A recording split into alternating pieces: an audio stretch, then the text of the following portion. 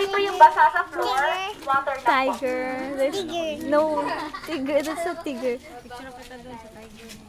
Okay, let's go.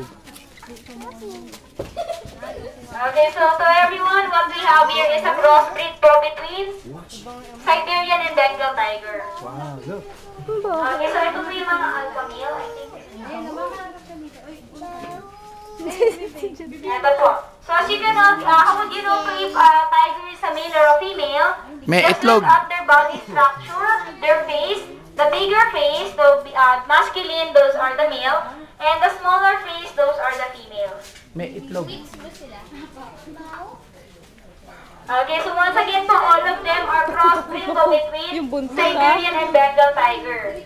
Siberian po is the biggest from Russia and the Bengal is from India. And yung mga tigers po, they have their unique stripes on their body. So wala pong stripes na magkapareho. Each tiger have unique stripes. Just like in our own fingerprints po.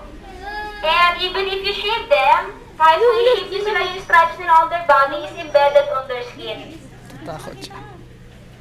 Big tiger, no? And tigers are nocturnal animals. They are more active during night because they hunt their food during night kasi po yung eyes nila is 6 times brighter than a human eyes. Ayun. Natakaan ba ako? Yes. Pero tama lang, at least Okay, so again po to everyone po, watch out. Kapag umangat po yung butot, nahihina po yun.